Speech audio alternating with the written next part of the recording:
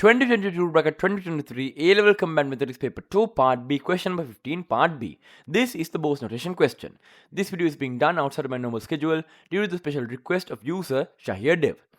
If you yourself have any such special requests of either past paper questions that you would like me to cover or maybe lessons that you would like me to do, then post them in the comments down below or in the comments of my other videos, and I will most likely similar to this cover them in a future video.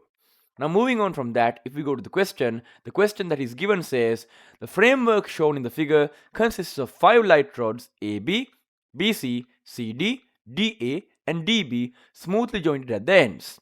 It is given that the length AD is equal to A, AB is equal to root 3A and BAD angle is equal to 90 degrees, CBD angle is equal to 90 degrees and BDC angle is equal to 60 degrees. It then says, at each of the joints B and C, a load W is suspended and the frame is smoothly hinged at A to a fixed point and kept in equilibrium in a vertical plane with the AB line horizontal by a horizontal force P applied to it at the joint D. So we can see in the diagram we have a bunch of forces and all of these rods here, the AB rod, the AD rod, the BD rod, the BC rod and the DC rod. Now out of these rods we can see we have these points B and C which both have a weight W attached to them. We can see it's a weight W since it's vertical downward, and we can also see the system is hinged at the point A and is stabilized by a horizontal force P applied at the point D. Now in this setup, before we continue to do Bose notation, what we need to do first is to fill in all of the gaps that we have in this diagram. We can see we don't know the length BD, we don't know the length BC, we don't know the length DC, and furthermore, we also don't know the value of the force P. We know the force W, or we can assume that we know W, and then given that, we can try to find P in terms of W. So considering this, if we go down, we can see in this diagram, we have a lot of stuff to mark. Now, if we start with the triangle ABD, we can see we have a length of A here and we have a length of root 3A here and a 90-degree angle at the point A.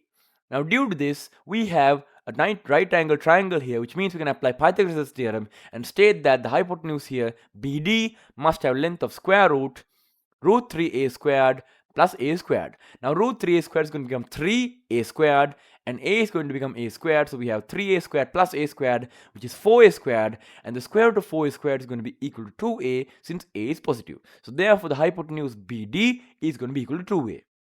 Now furthermore, we can see the angle here is going to be equal to 30 degrees and the angle here is going to be equal to 60 degrees due to the fact that the sine of 30 degrees is equal to A divided by 2A or 1 over 2.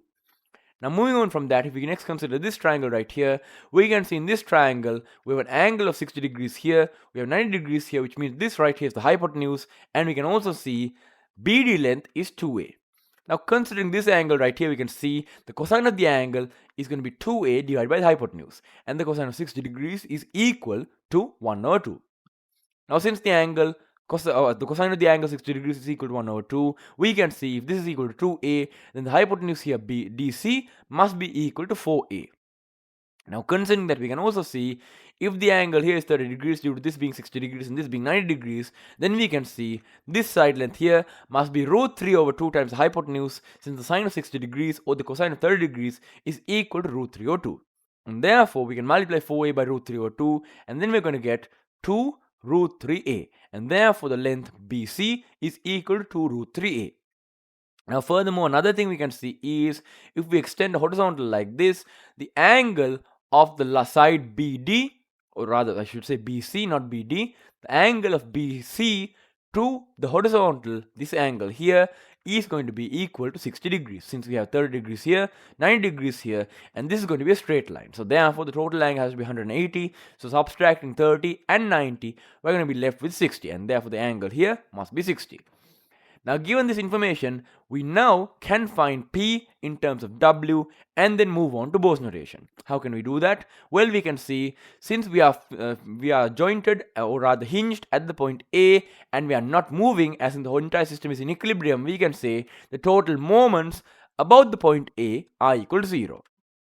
So therefore we can say by equilibrium, if we consider the moments about A, we can take moments in, let's say, the anticlockwise direction about A, they must all be equal to 0. Now considering that, in the anticlockwise direction about the point A, we can see the force P exerts a moment of P times A in the anti-clockwise direction. So therefore we have P times A as our first moment. Now considering the next two forces, we have W here and we have W here, and considering this W, we can see this W is going to provide an anti-clockwise, or rather I should say clockwise moment about the point A, which means it is going to be negative. Now considering the negative moment, we can see the perpendicular distance here is equal to root 3a, so therefore we have root 3a times W, meaning the moment here is negative root 3aw. So therefore we can write negative root 3aw. Now, considering the second force of W, it's all the way over here, and we need to find the horizontal distance from the point A up to that force W. So therefore, we need to find the horizontal distance from the point C to the point A. Now, considering this, we can see if we drop down a vertical like this and consider this triangle, this angle is going to be 90 degrees, this is going to be equal to 30 degrees, and therefore we can see we have a 60, 30, 90 triangle, and we can see the hypotenuse here is 2 root 3. Now given the 2 root 3a, we can see since this angle is 60 degrees, this is going to be equal to 2 root 3a cosine 60, which is going to be half of 2 root 3a, and therefore it's going to be equal to root 3a. So therefore the distance here from B to this point right here is root 3a. Now the distance here from A to B is also root 3a, and due to that the total distance from A to this point right here, which is vertically below the point C, is 2 root 3a. Now considering that multiplied by W is going to be equal to the moment here, and we can see since the W is going to create a clockwise force across the point A, we can see we're going to have a clockwise moment of W times 2 root 3a from that force, and therefore going down we're going to have minus 2 root 3a W, and that's going to be the moment from that force. Now considering the diagram, we can see there are no other forces, we only have this P here, the W here, and the W here, and therefore we're done with all of the moments here, and the sum of all of these moments must be equal to 0 since our entire setup is in equilibrium. So therefore we can see PA minus root 3aw minus 2 root 3aw must be equal to 0. Taking everything to one side, we can see if we cut out the a's here, since a is not equal to 0, we're going to get P equals, and here we have root 3a w, which is going to be root 3w, and another 2 root 3w. Taking them to the other side, root 3w plus 2 root 3w is 3 root 3w, and therefore P is equal to 3 root 3w, and hence we have found the value of P.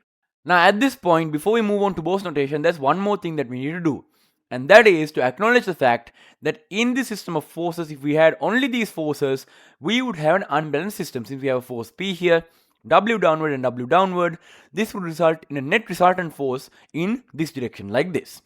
Now since the entire system of forces here must be in equilibrium, we must have a force equal in magnitude and opposite direction acting at the point A in this direction like this.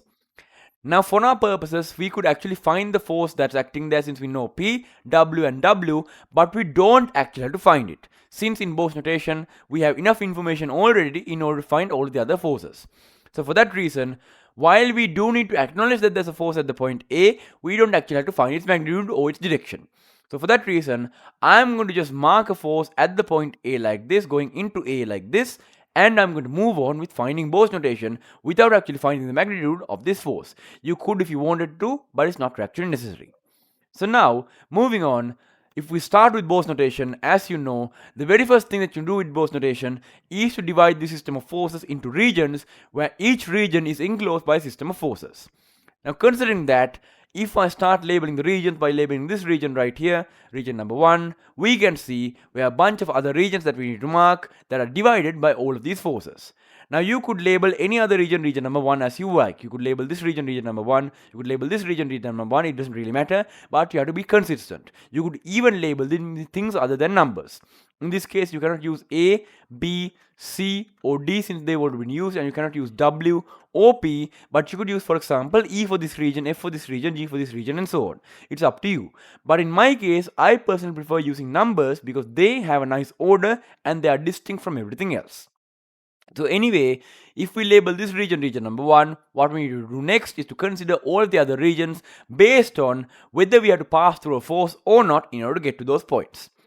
Now considering this region number 1, if I move in the anti-clockwise direction externally around this diagram here, we can see from region number 1, if we pass the force W here, we are going to go to a new region here, and this region I'm going to label as region number 2. We can see region number 1 is different from region number 2 since you have to pass through the force W in order to get there. Now from region number 2 we can see if we continue anticlockwise like this, we're going to have to pass through the force W here at the point C in order to get to this region here from region number 2. And therefore the region here is a completely different region from region number 2, and I'm going to label that region as region number 3. Now from region number 3, if we continue anticlockwise, we can see we're going to have to pass the force at this point here, the point D, which is the force P, and doing so we can see we're going to go to a new region, and this region right here I'm going to label as region number 4. Now from region number 4, if we continue anticlockwise, we can see we're going to pass the force at the point A. However, we're going to pass back into the region number 1, and due to this there's no new regions here since we're passing back from region number 4 back into region number 1. Due to this, we're actually done with all of the external forces and all of the external regions in this diagram. So now what we need to do is to consider all of the internal regions that we can have in this diagram. Considering that we can see we have this internal region here enclosed by BC, BD and DC, and we have this internal region here enclosed by AB, AD and BD, and therefore we could label this region region number 5 and this region region number 6, and if we look around we can see we have no more regions to mark. We can see we marked all of the regions that we need to mark. Now given this, we can see we can identify every single force in this diagram using only 2 regions. For example, the forces in the rod BC can be identified by 2 and 5. The force in the rod AB can be identified by 1 and 6. The force W here can be identified by 1 and 2. The force at the point A can be identified by 1 and 4, and so on and so forth. So now we've completed our Bose notation diagram for all of the regions, and now we can construct the vector space of all of the forces in this diagram by slowly considering each of these joints, for example B, and so on, and then considering going either clockwise or anticlockwise around these points, and then drawing the vector space based on which region we start from and which region we end at when we go either clockwise or anticlockwise around each of these points. Now, to start with Bose notation, what I'm going to do is to start with region number 1, and we're going to start with the point B. So considering B and region number 1, we can see going anticlockwise, let's say around B from region number 1, we're going to have to pass from region number 1 to region number 2, and we're going to go across the force W. Now due to this, when we construct the vector space with points 1 and 2, we're going to have to go from 1 to 2 in the downward direction by distance of W.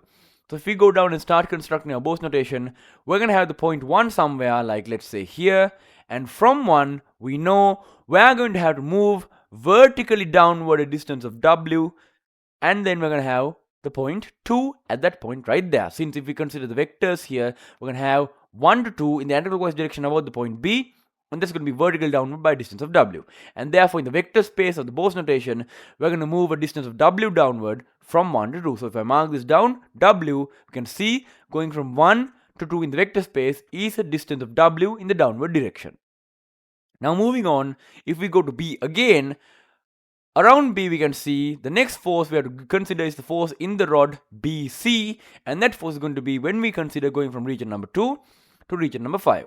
So 2 to 5 about B is going to be corresponding to the force in BC. Now since the rod BC is weightless, we can say that the force in the rod BC is going to be going in the direction of the rod BC. So the force at the point B is going to be going like this, and the force at the point C is going to be going like this. Due to this, we can say the direction of the rod is the same as the direction of the force, and therefore if we consider the vector space and we consider going from region 2 to region 5 around the point B, we can say that the travel from region number 2 to region number 5 must be a journey in the direction of 60 degrees to the horizontal like this, and we don't know exactly which direction it is. It could be from 2 to 5 in this direction, or it could be from 2 to 5 in this direction, but we know that is at an angle of 60 degrees. So therefore if we consider the point 2 and the point 5, we know that 5 relative to 2 is at an angle of 60 degrees to the horizontal. So therefore we can draw a line like this. We can draw a dotted line like this. We don't know where exactly the point 5 is, but we know it's somewhere on this line, and we know considering this line that the point 5 must be either to the right side or the left side of the line. We don't know exactly where it is, of course, but we know it's somewhere on this dotted line. Now considering the next clue, we can use the information in the next part in order to find the point F, or rather point 5, not point F, point 5. So considering going around B again, from the region number 5, if we go anticlockwise again, we're going to go from 5 to 6, and from 5 to 6 we can see we're going to have to go in the 30 degrees to this horizontal direction. Now we can say that because again rod BD is weightless and therefore the force in BD is going to be in the direction of BD. But for now we're going to skip that and we're going to move on to the next thing, which is from region number 6 to region number 1. Now from 6 to 1 we can see, since 6 to 1 is in the horizontal direction, since AB is horizontal, we can say 1 to 6 must be horizontal. And therefore if I go down into the diagram, the vector space, we can draw a horizontal that goes through the point 1 and say that the region 6 must be somewhere on this line. So now we know region number 6 is somewhere on this line and region number 5 is somewhere on this line. We don't know the exact positions of them, but we know they are somewhere on these lines. Now, we can derive more information about each of these regions by considering some other points. So next, let's consider the point C. Considering the point C, we can see if we start from region number 2 and go anticlockwise around the point C, from 2 to region number 3, we have to go anticlockwise, and we can see we're passing the force of W in the vertical direction downward. And therefore, in the vector space of the Bose notation, when we go from the point corresponding to 2 to the point corresponding to 3, we're going to have to go downward vertically by a distance of W. And therefore, if we go down to our vector space, we can see from the point 2 to the point 3, we're going to have to go once again a distance downward of W, and therefore we have to go downward W like this, and this point right here is going to be corresponding to region number 3. Now next, if we consider region number 3 and then consider going anticlockwise around the point C, we can see from region number 3 going anticlockwise, we have to go from region 3 to region 5. Now considering going from region number 3 to region number 5, we can see the total angle here is 120 degrees, and if we draw horizontal like this, since this is 90 degrees, the angle here is 30 degrees. Due to that, since rod CD is weightless, we can say the force in rod CD is going to be at 30 degrees to the horizontal like this, and therefore in the vector space, the line from 3 to 5 must be going at 30 degrees to the horizontal like this. So if I go down, we can draw from the point 3 a line that is going at 30 degrees horizontal, which is going to look something like this. Let's say something like this, where the angle here is 30 degrees. It's going to go like this, and the point corresponding to region 5 is going to be somewhere on this line. Now moving on, if we then consider going from 5 to 2 in the anticlockwise direction about the point C, we can see we're going to have to pass through B, C, and similar to what we did with point B, we can see we're going to have an angle of 60 degrees between 2 and 5. So that doesn't give us any new information. It just tells us that between 2 and 5, we're going to have 60 degrees, and therefore the region corresponding to 5 must be somewhere on this line. Now, let's move on to another point. Considering the next point here, point D, let's consider going from, let's say, region number 3 to region number 4, and then continue with the rest. So going from region number 3 to region number 4, we can see going anticlockwise about the point D, we need to pass through the force P. So going from 3 to 4 like this, we pass through P. So we can see P is in the horizontal direction like this, and P has a magnitude of 3√3. And therefore, going from region number 3 to region number 4 in our vector space must be going in this direction a distance of 3√3W. Therefore, if we go down and mark that, going from region number 3 to region number 4 must be a horizontal distance of 3√3. And therefore, if we mark point 4 over here like this, the horizontal distance here is going to be 3√3W. Now next, if we go here and consider going from 4 to 6 about the point D, we can see from 4 to 6 we are going to have a vertical direction since rod AD is weightless, and therefore the region 6 is going to be vertically upward or downward relative to the region number 4. So going to the vector space, we can see we have to draw a vertical at the point 4, and from that point we can say that region number 6 is going to be somewhere on that line. So region 6 is going to be somewhere on this line right here. Now at this point we actually have enough information to find the point 6, because we know that the point 6 is going to be somewhere on the horizontal line that we drew through 1, since if we consider region number 1, going from 1 to 6 is horizontal, and we also know going from 4 to 6 is vertical. So therefore we can see 1 to 6 must be horizontal on this line right here, and 4 to 6 must be vertical, so 6 must be on this line right here. So if 6 is on this line and 6 is on this line, we can see 6 must be on the intersection of the two lines, and therefore the point corresponding to region number 6 must be this point right here.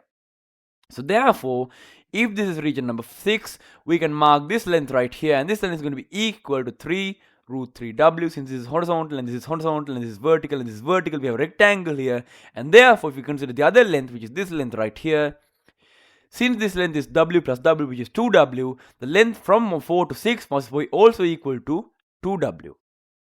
Now, moving on from that, if we then consider going again around point D in the anti-clockwise direction, we can see going from 5 to 6, we must have an angle of 30 degrees to the horizontal like this. So therefore, from 5 to 6, we must have a 30 degree angle like this, meaning if we consider the point 6, from 5 to 6, we must have 30 degrees to the horizontal in this direction, which means we must have a line that goes like this through the point 6 at an angle of 30 degrees, and the point corresponding to region number 5 must be somewhere on this line. And therefore, if I draw it like this, we're going to have a line that goes like this,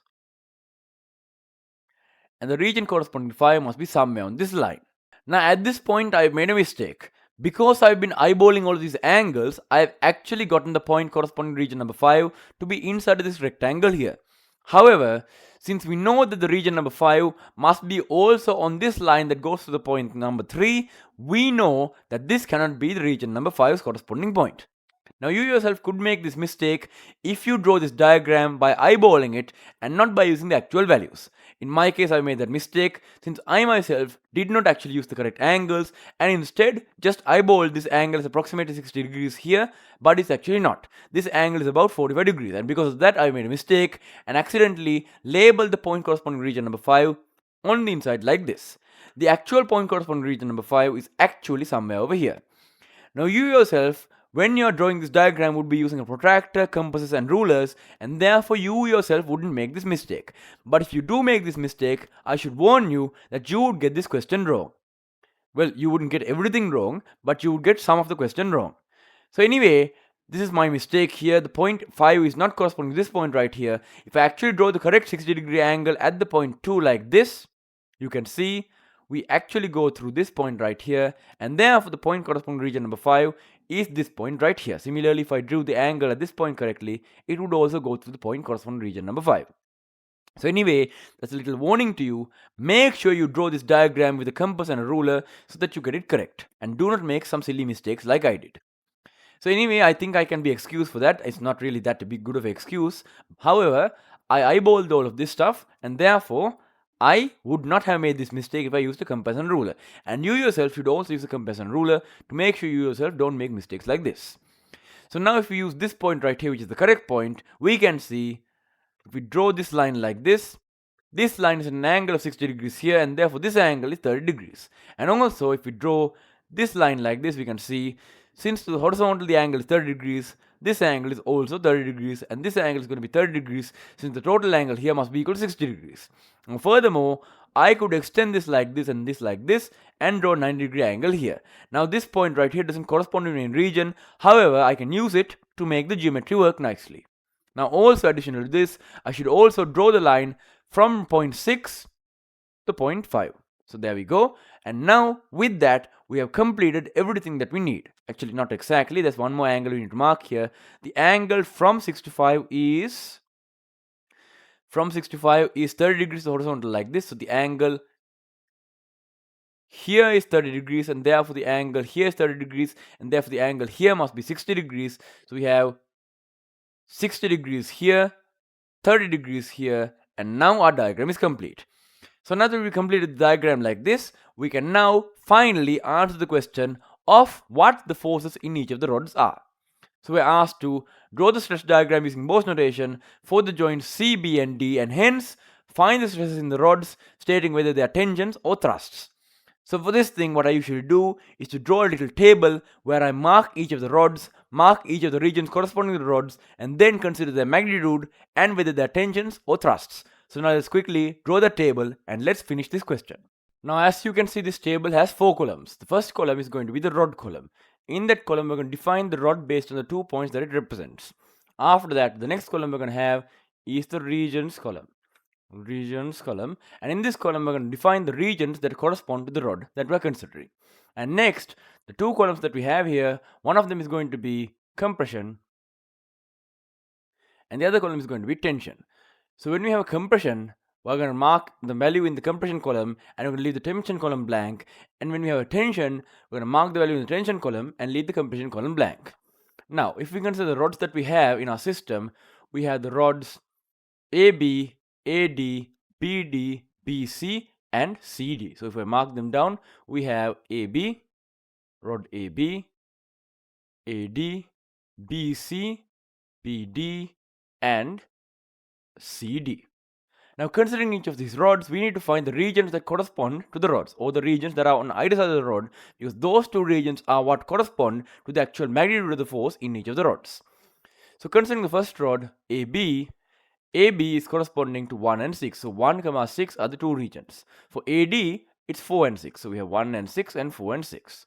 So for AB, the corresponding regions are region 1 and region 6. And for AD, the corresponding regions are region 4 and region 6. Next, for BC and BD, for BC, we have 2 and 5. For BD, we have 5 and 6. And for CD, we have 3 and 5. So 2 and 5, 5 and 6, and 3 and 5. So we have 2 and 5, 2 and 5, 5 and 6, and 3 and 5. So these are all of the regions that we have. Now next, we need to find the compression or tension in each of these rods. To do that, what we're going to do is to consider each of these points, and then in our Bose notation diagram, we're going to find the distance between the 2 points, and that value is going to be equal to the force that we have. Now considering the first one, we have 1 and 6, and the distance between 1 and 6 in this diagram from 1 to 6 is 3 root 3. So therefore, we have 3 root 3 W, and we don't know whether it's a compression or a tension, so we need to find whether 3 root 3 W is corresponding to a tension or a compression in the rod. Now, in order to do that, of course, as you will recall, what we need to do is to consider one of the points and then consider which direction the force applies in. Now, when we do this Bose notation diagram, since we took all of the force in the anticlockwise direction, when we take this as well, we need to take it in the anticlockwise direction. So, considering, let's say, A, from A, if we go in the anticlockwise direction about the point at the rod A, rather AB, we get region 1 to region 6. In the anticlockwise direction, we go from region 1 to 6. Now, going from 1 to 6 is in this direction. From 1 to 6, we go leftward. Now, leftward force, that means acts at the point A from the rod AB. Remember, each of these forces that we find in the Bose notation are the forces that are experienced by the points from the surroundings. So, if we have a 1 to 6 force in the leftward direction of 3 root 3 W from rod AB to the point A, meaning that A is being pushed in this direction by the rod, then the rod itself is being crushed inward by the point A, and similarly for the point B, the rod is being crushed inward by the force at the point B.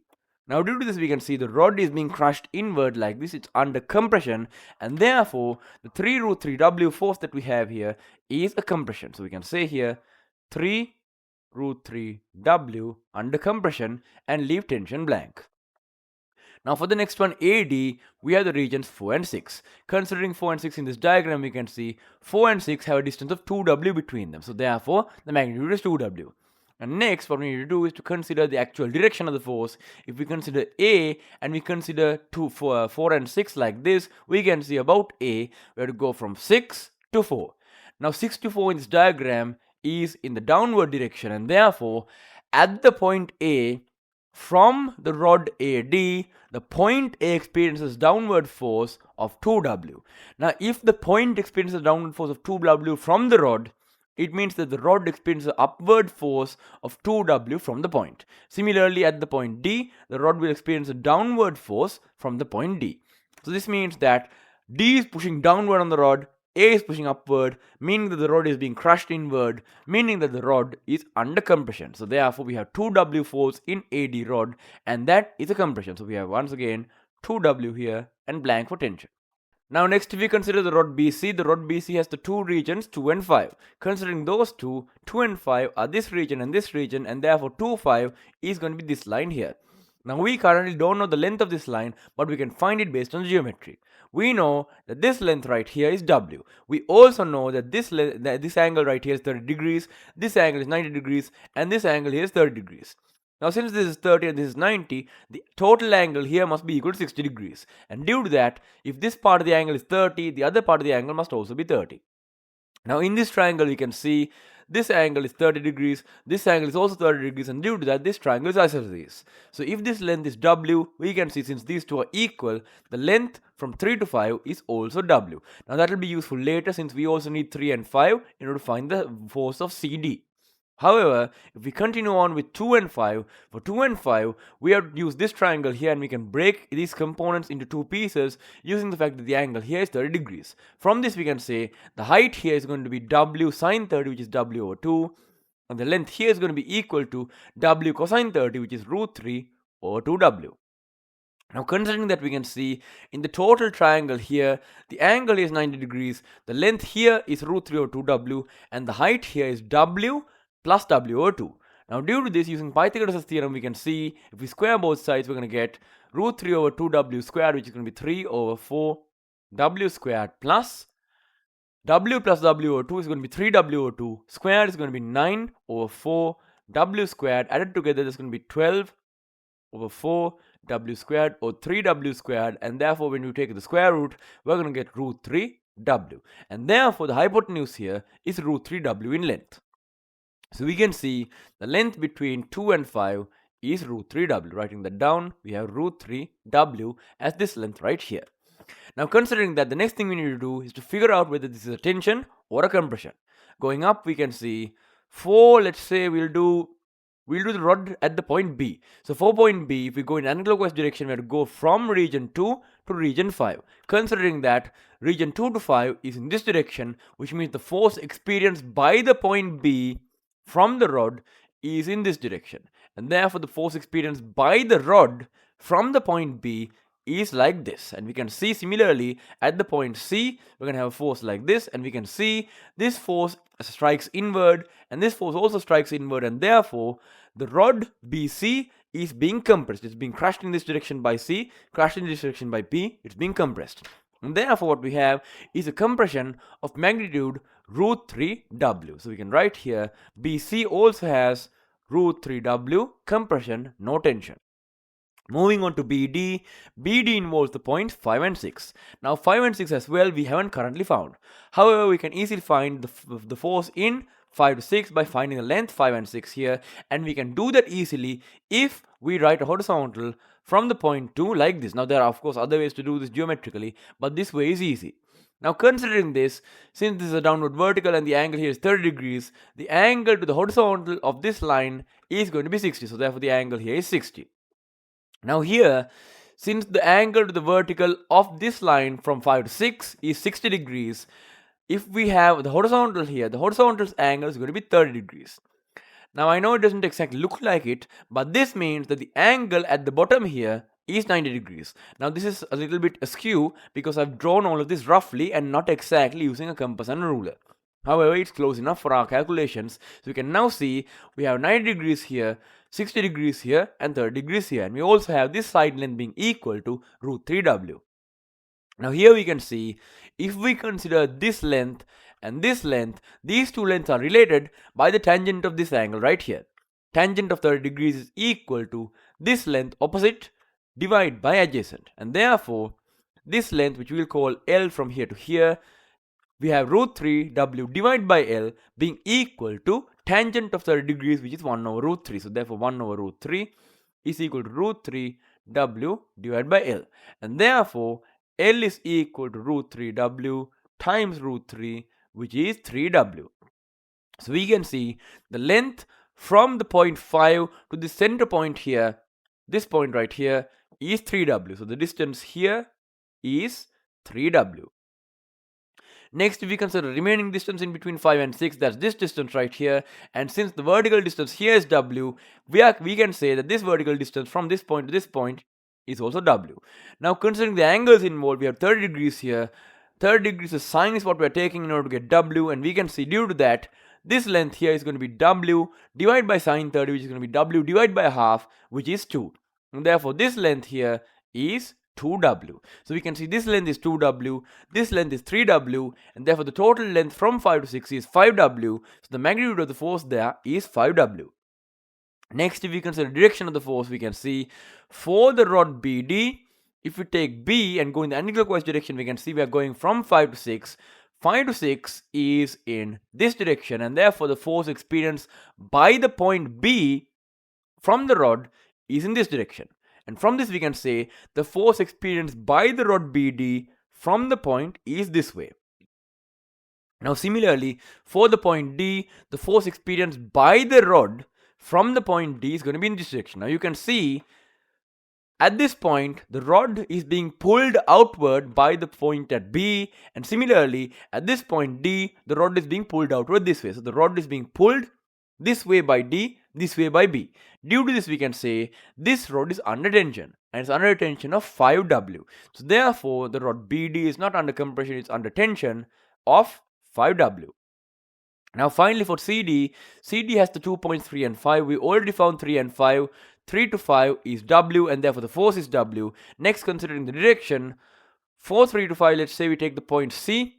From point C, we have to go in the anti-clockwise direction from 3 to 5, and considering that direction, 3 to 5 is this way, and therefore the point C is pulled in this direction by the rod, and therefore the rod is being pulled in this direction by the point C.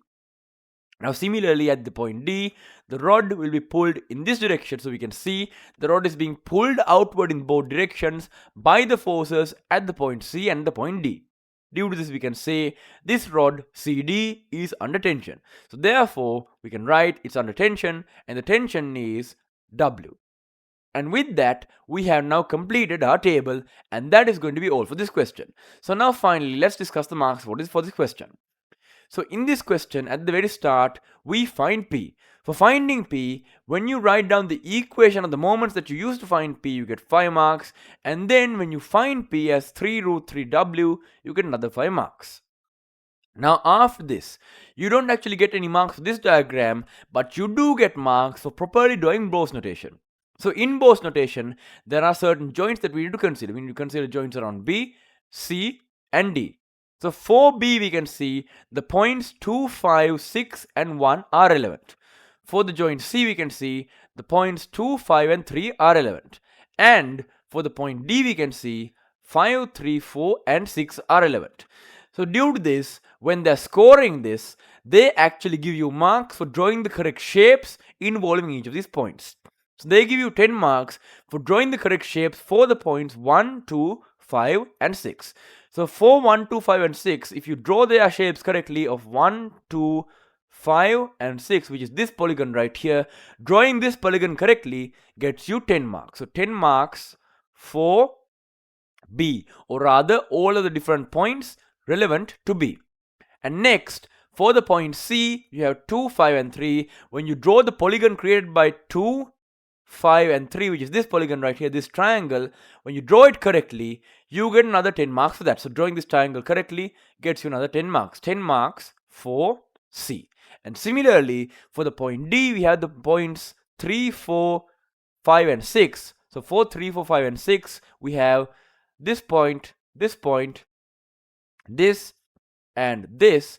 So for drawing all of those points correctly, this point, this stuff, and this correctly, for drawing this object correctly, you get another 10 marks. So you get 10 marks for that. So 10 marks for all the points relevant for D. Now after this, when you then use the Bose notation diagram in order to find each of these forces, and you find AB's, AD's, BC's, BD's, and CD's forces correctly, you identify them correctly as compressions and tensions, and you write down the magnitudes correctly. For writing down the magnitude correctly and the forces value correctly, you get 10 marks for each of these. So 10 marks for this, 10 marks for this, 10 marks for this, 10 marks for this, and 10 marks for this. And that is going to be all for this question. So I hope you enjoyed. If you have any feedback, post them in comments down below. Thank you for watching, and goodbye.